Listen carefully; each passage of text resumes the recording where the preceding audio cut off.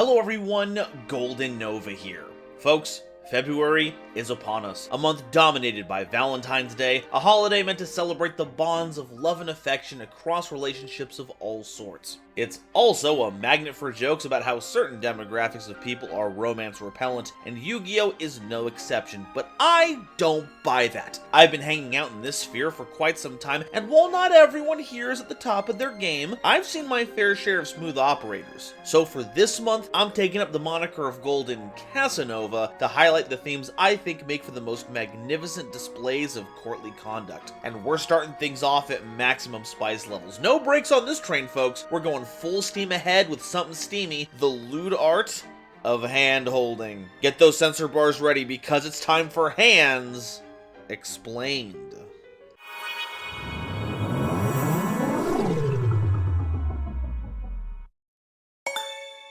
Today's episode is possible thanks to viewers like you, as well as my patrons. If you like what I do here, I would super appreciate it if you'd subscribe to help us reach another wonderful milestone video. And if you want to support me directly while getting some awesome benefits, check out the link to my Patreon in the description below. So, what's the deal with hands? Well, silly, they're the things you normally have on the ends of your arms. They're generally used to manipulate objects and have been a huge boon to humans as a whole for thousands of years for their ability to craft and utilize tools. In terms of Yu-Gi-Oh, a hand is a zone where your cards go after they've been drawn, and is usually where we activate cards from using our player actions. In terms of Yu-Gi-Oh hand monsters, hands are a series of monsters used by Girag, one of the 7 Barian emperors from Yu-Gi-Oh! Zexal. While hand shows up on a bunch of monsters, even those predating Zexal, the ones we're talking about are usually characterized by being level 4 and having 1600 as either of their stats, though even that isn't guaranteed. Control is their primary function, punishing the act of destroying them by destroying opposing cards, and even have a way to mess with searching. This also culminates in their big bosses, who love suppressing the effects of other monsters long enough to crush them. I guess I should also mention right now that this is also going to be a stealth Raccoon explained. Turns out Girag had a spirit companion that uses those cards and was just a big ol' raccoon. And I'm sure as heck not devoting time to making an episode with only 3 cards in it, so they get the pass. Though, with any luck, this will be another beacon for the designers for a big wave of Raccoon support to invalidate my plans. This wouldn't be the first time. Let's kick things off with Magic Hand, a dark spellcaster monster with 800 attack and 1600 defense. When your opponent adds any number of cards from their deck to their hand except by drawing them, and except during the damage step, you can send those cards to the grave, and if you do, inflict 800 damage to your opponent. But this effect can only be used once while phase up on the field. So it's kind of like Masked Hero Darklaw's prototype version. I would say Ash Blossom, but the card still comes out of the deck. It just now goes to the grave almost immediately. So any effect from there will still be viable, which is the part that hasn't quite matured into everyone's second favorite hero, Floodgate. The once per face-up restriction here really puts a damper on it, but is probably necessary. Having this be once per turn would be kind of a nightmare. But the real obstacle towards making this card work is that the effect actually misses timing. Cards being added to the opponent's hand has to be the last thing in the game to happen, or else it won't function. So if your opponent grabs a card as part of a big chain of events, it better be at chain link 1, otherwise Sticky Fingers over here will be too clean to do the deed.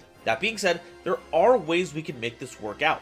Once while on the field is tough to get around unless you're playing a deck that manipulates battle positions, especially ones that flip monsters face down. Play this in a deck like Prediction Princess and you have a repeatable search punish that may even come with ways to ward off attacks as well. It's a highly gimmicky option, but when it comes to hand rips, you can never really take them for granted. You do not want to be on the wrong side of these magic fingers.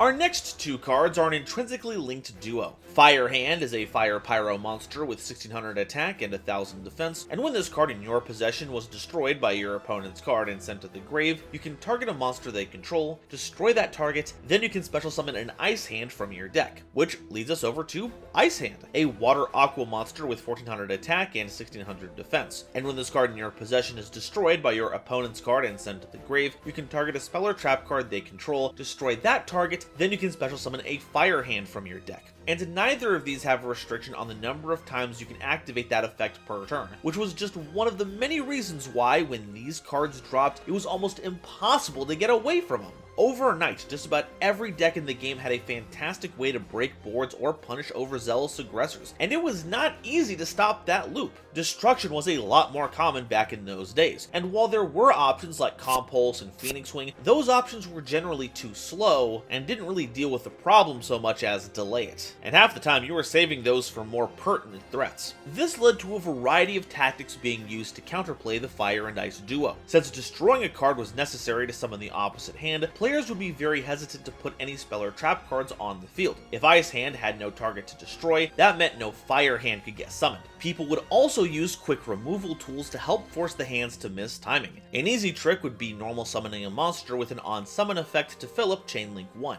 then wipe the board with Torrential Tribute at Chain Link 2. This solved the issue right there, but the fact that there was counterplay didn't stop them from being a popular choice. If your opponent wanted to be tricky, you could always just force the issue by crashing a hand into your opponent's stronger monster, giving you a great way to clear out a field at the cost of a few life points. And since they were all level 4, the last one standing made excellent material for a rank 4 Xyz play. And they weren't just a splashy tech pick, they also formed the backbone of a deck known as HAT, short for Hand, Artifact, Trap Tricks, a control pile that used so much oppressive removal it could slowly whittle away the opponent's presence until there was nothing left to oppose you, giving you the time to chip away at their life points for gain. Truly, these two are an iconic part of the game's history, especially as a kind of last hurrah of the pre-Pendulum era before Duelist Alliance basically remade the game from the ground up. And it's the power of their love that made them so strong. What can I say? Opposites really do attract. Prominence Hand is a Fire Pyro monster with 600 attack and 2000 defense, and if you control Magic Hand, Fire Hand, or Ice Hand, you can special summon this card from your hand. To keep with the rank 4 utility, Prominence Hand is here to essentially act as the second half of whatever Xyz monster you want to make, and that's really the long and short of it. It doesn't even keep to the 1600 theming like the rest of the cards do, though as a Fire Pyro monster, at least it combines with Fire Hand if you somehow want to include support for that particular attribute type combo. Really isn't much else to say about this card except for, I guess, Final Fantasy 13 spoilers for anyone who cares. Every time I see this hand, it makes me think of Orphan's big, expressive dark side hand. It's so cartoonishly evil looking, I really dig it.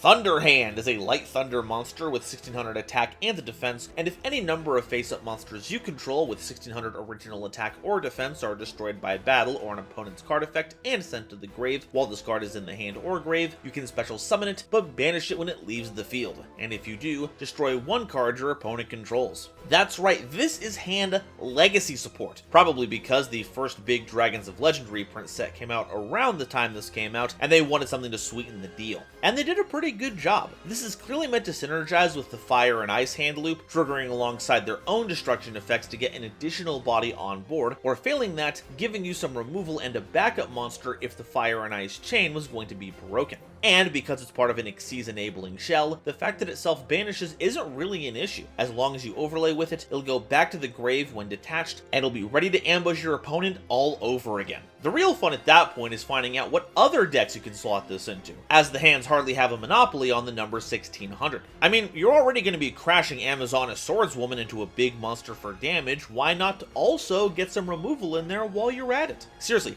this card is no joke. Or, actually, it might be the biggest joke. Thunder Hand is basically the natural evolution of those handshake buzzer prank toys. Moving on to the Xyz monsters, we've got number 106, Giant Hand, a rank 4 Earth Rock Xyz monster with 2000 attack and defense, requiring any 2 level 4 monsters as material. When a monster effect is activated on your opponent's field as a quick effect, you can detach 2 material from this card, then target an effect monster your opponent controls. While this monster is face up on the field, that effect monster's effects are negated, also it can't change its battle position. Essentially, when it sees a monster trying to activate its effect, Giant Shungoku Satsu's over to that monster and grasps it firmly, smothering their effect as long as the hand is on the field. Now, because it uses 2 material, this generally only works against a single monster, but nothing's saying you can't smother additional monsters should you find more material to fit under it. Now, As a rank 4 monster, today, this card is pretty underwhelming. Its stats are lackluster, and only hitting on-field monsters is very limited.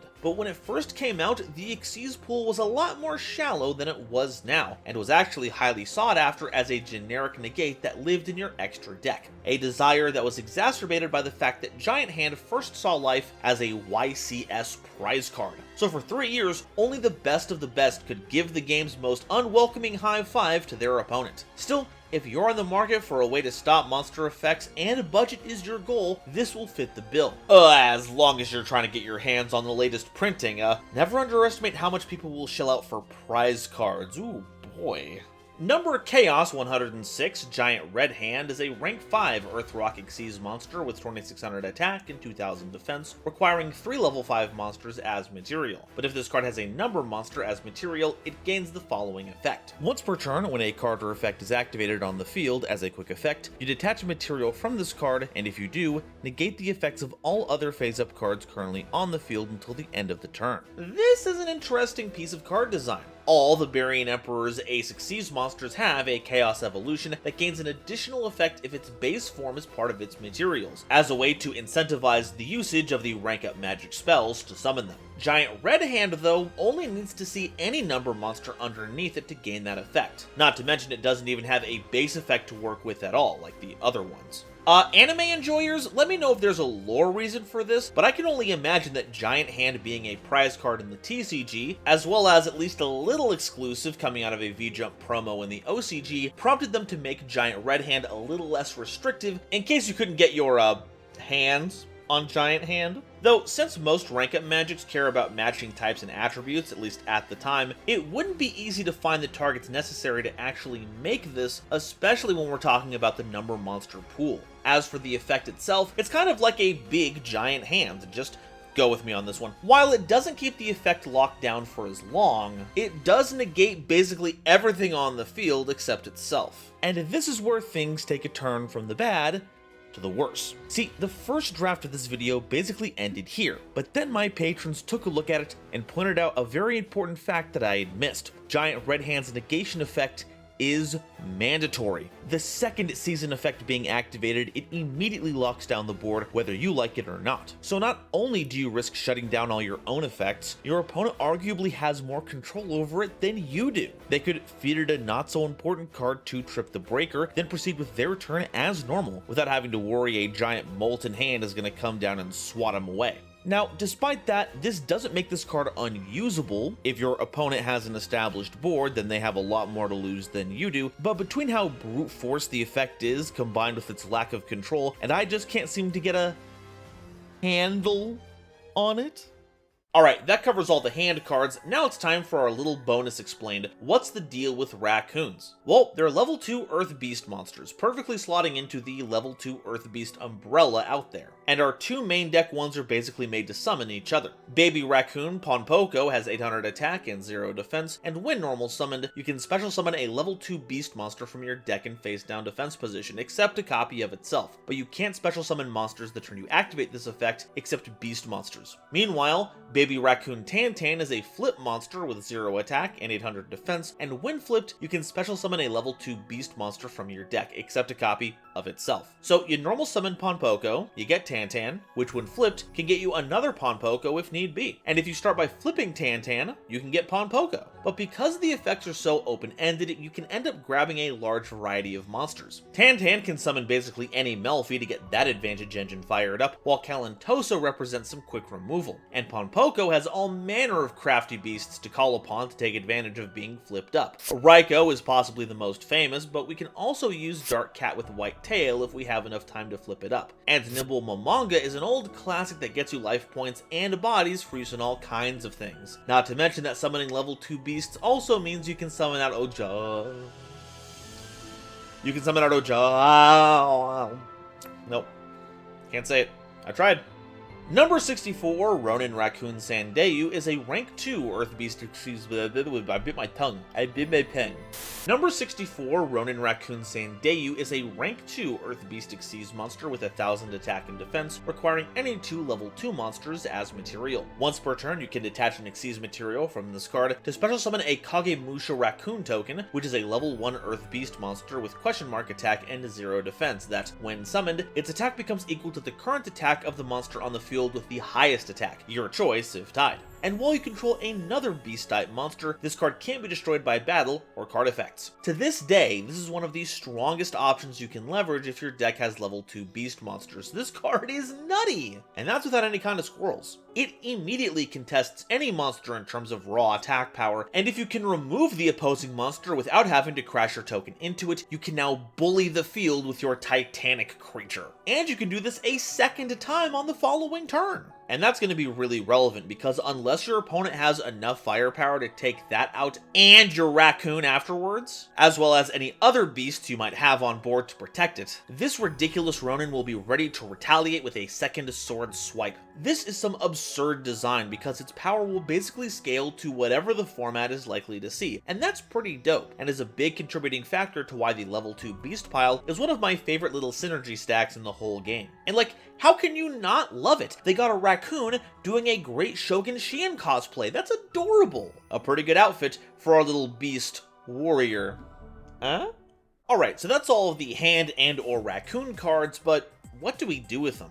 Well, those are going to be two distinct answers. Both are pretty generally Xyz archetypes, so spamming material onto the board is going to be key, but the rank 2 and 4 crowds are going to have to operate on a bit of a different frequency. So what can we play to help them out? Starting with the hands, most level 4 enablers will do you just fine. Kage Takage, Photon Thrasher, and Sakitama are all material that we can drop out of our hand for free, and we can use them to make whatever rank 4 we want, and that pool still has a deep well of options. In fact, making rank 4s was never the issue here. The problem is that the modern design sensibility for cards that like being destroyed has long since left them behind. Like, I'd love to say you can just stick these metal foes as an easy target to destroy to fetch a spell or trap card, while removing your opponent's cards and maintaining your monster lineup. But the hands have to be destroyed by your opponent, so we have to rely on them to make the right moves. Heck, we can't even do anything cheeky like creature swap them over to them because they have to be destroyed while in your possession. But we do have some ways to lean things in our favor a little bit. If your opponent's removal does not include destruction, you can overwrite their monsters with kaijus, and because they always get summoned in attack position and have huge attack stats, it'll be easy to smash into them to trigger your effects. Not to mention that Fire Hand pretty handily deals with your opponent having gigantic monsters. But because hands were never a proper deck on their own, the real question here is, does Hat still function in 2025? And considering you're not talking about how lame it is to still have to contend with the hand loop nowadays, the answer from a competitive standpoint is no. But can it still shamble along as a shadow of its former self? Well, kind of. But the problem is that a third of the trio actually got really good. See, Hat works as an engine because all of the pieces are very small, with each theme having, at most, 3 good cards in its arsenal. Hands obviously had Fire and Ice, Artifacts had Moral Talk, Sanctum, and maybe Ignition, and for Trap Tricks, it was Bottomless Trap Hole, Remelio, and Dionea. But now, instead of being just an arm of a control pile, Trap Tricks had steadily been gaining support, culminating in a structure deck that has effectively turned them into a creature combo deck with control elements. Heck, there are even locks in place now that prevent the usage of other parts of the Hat trio. So at best, you may be able to run a Trap Tricks deck featuring the hands as a goof, but because so much of the engine cares about Trap Tricks cards, drawing into your hands instead could be a detriment to their effectiveness. But, you know, at least Mermelio and Genlesia have a 1600 stats, so maybe Thunderhand can put in some work?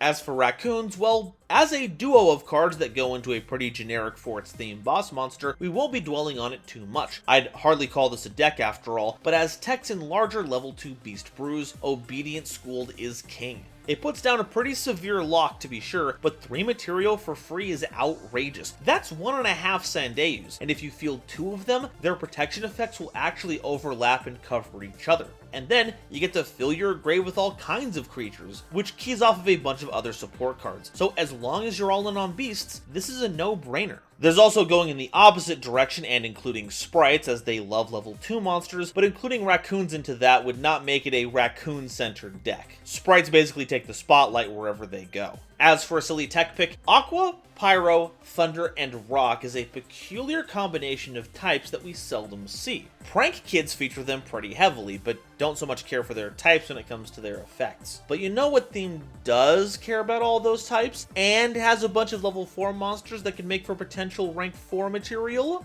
Gem Knights! In particular, or in particle if you'll join me in the vernacular, 4 fusions look for monsters of those types. So if you need to make them but don't want to banish valuable material with Fragment Fusion, I mean, you gotta have them in the graveyard to recycle Gem Knight Fusion, you can substitute the hands as material instead. And that's all I've got to say about the hands. I'm skeptical on if we'll ever see an update to these in the future that turns them into a fully fledged deck. It's not outside the realm of possibility, mind you. The last few years have seen the dev team attempt to rehabilitate the Barians with new additions to Battling Boxers and Tachyon Dragons, but I'm not sure what a cohesive hand deck might actually be. Here's hoping the designers have a few ideas in mind, because insofar as the Yu-Gi-Oh! Oldies crowd is concerned, a new wave of hand support could do numbers. Oh, or should I say, digits. But now, I want to hear what you all have to say. Are hands an underrated, underhanded core of cards, or did they miss the wave? And which one's your favorite? Fire Hand is my go-to. It's a good mix of solid arm and immaterial fire that makes for a strong, contrasting design. Let me know your favorite down below, and if you haven't already, please be sure to like the video if you liked it, subscribe so you don't miss an episode, give another video of mine a watch from the suggested feed to help me show up in your homepage, and be sure to share this video with somebody you know who loves Yu-Gi-Oh! It really does a lot to help me out. Today's episode is brought to you by Dragon Shield. Get the sleeves as strong as dragon scales that even come with their own lore, and save 5% on your order by using the coupon code GoldenNova at checkout. It was also brought to you by my lovely patrons, including this month's illustrious Quasar Commanders, Upstairs Media, and the Critic of Innocence, Nebula Navigator's 3rd Dynasty, 50 Gigabytes, Ada Basilisk, Adam Zajdel, Ancient Wizard, Andrew Newman, Battle Axe, Kane Senpai, Charlie Mercury, Chibi Gohan, Christopher Fuss, Clockswork, Comrade Copperbottom, Eric, Frankie, Garland Chaos, Green Knight, Great Big Pillock, Hair Bear, Happy Majin, Harry the Ominous Benefactor, Iron Zero, Iskander 711, Carp, Marion James E. Picata, Mike Cook, Millennia Asta, Muse Clark, Neon Yami Nair, Orozco 09096, Panther J, Bactboos, Rebel King Lucifer, Red Eyes Jackalow, RJ the Jank Monarch, Sonic 21 Blast, Thievery Coast and the Wizard Moose, Cosmic Crusaders Ally Vatnia, Animasta, Anthrak, Baron von Titty Sprinkles, Beelzebub, Fish, Beluga Masta, Blitzwolf, Charlie Mercury, again, Chaz Ghost, Dr. Entity RIP, Eva Padilla, Gary Lickbread, Hike Boyagian, Herbal D, Inblink, Kale the Dragon, Lobomaru02, Manga Pages, Natiel Lee Alexander, Nitromo, Not Al Gore, Nyx, Obsidian, Pombo, Rain, Rhyme Kairos, Shizuka Nijimura, Sir-Knight JCB, Sophie, apparently, Sphilia, Stephen Williamson, The Legendary Raven, The Phantom Knights of Shitted Pants, The Gene, Tiger X2476, Weasel King of Weaseltown and Zal Dureka, as well as all the lovely Starlight Explorers you see on screen now. If you'd like to help me in my journey to cover all of Yu-Gi-Oh's archetypes, get my videos early, be a part of these credits and other awesome perks, it would mean the world to me if you check out the link to my Patreon in the description or consider joining as a YouTube member. And if you'd like to see some more Barian brawling, check out this video where I cover Battling Boxers. And the release roundup where we update with all of the new Battling Boxer support. Thank you all so much for watching, and I'll see you next time. Bye-bye.